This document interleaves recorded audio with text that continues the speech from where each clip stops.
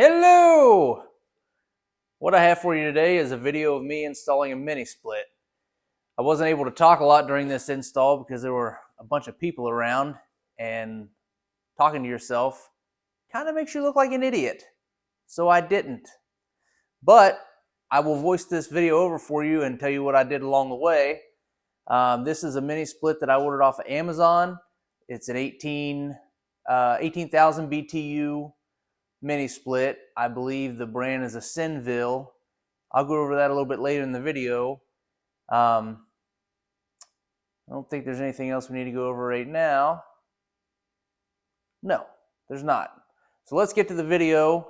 I'll kind of tell you what we were doing along the way, and then we'll come back here and recap everything. Let's go. Today we're going to be installing this mini split from Amazon.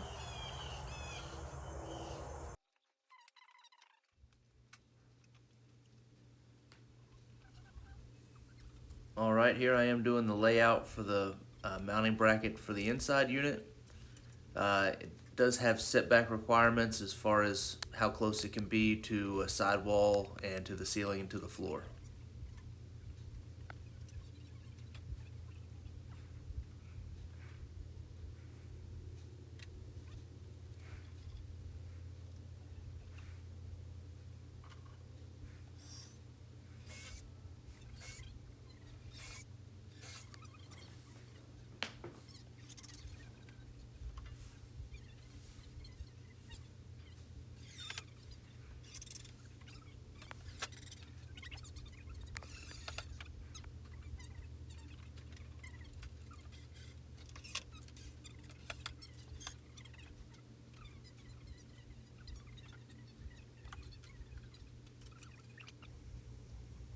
This is a shot of the 10-3 with ground wire that I ran from the inside panel to the outside disconnect box.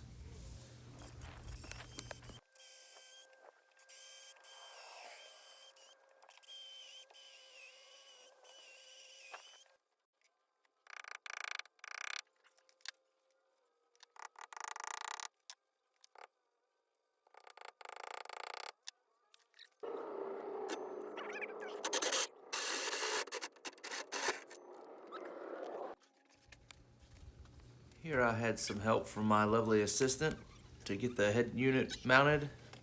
It's not very heavy, but it is awkward, so having some assistance makes it easier. This wall is about 8 inches thick. Luckily I was able to drill in from both sides and then meet in the middle. This is a 2.5 inch hole saw, which is the perfect size to run this line set through.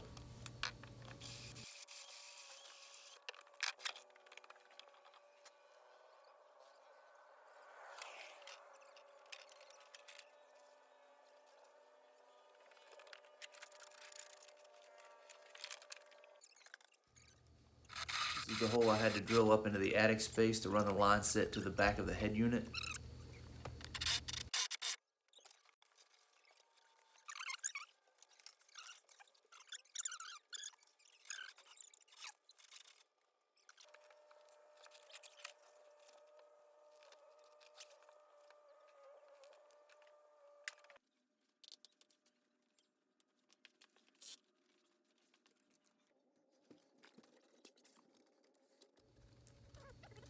Okay, this is making the connection from the back of the head unit to the line set that goes to the outside.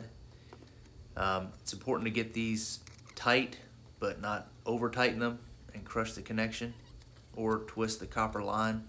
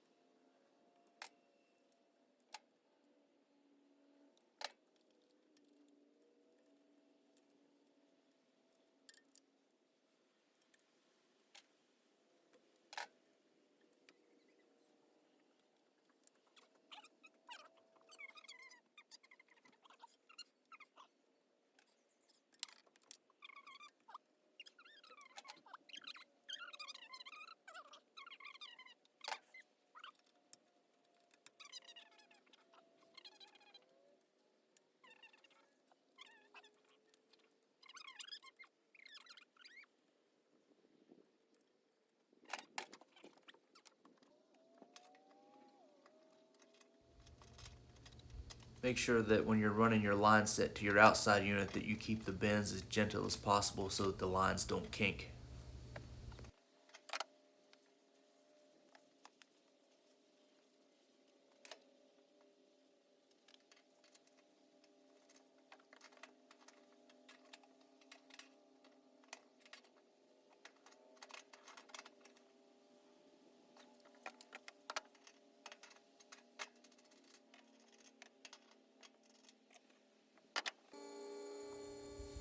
Here I am vacuuming the lines with an HVAC vacuum pump.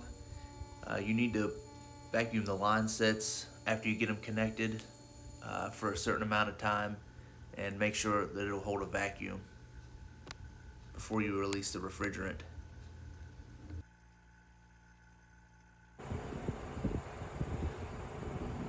Alright, there's the outside unit all installed. Let's go take a look at the inside. Alright, there's a final shot of the unit installed.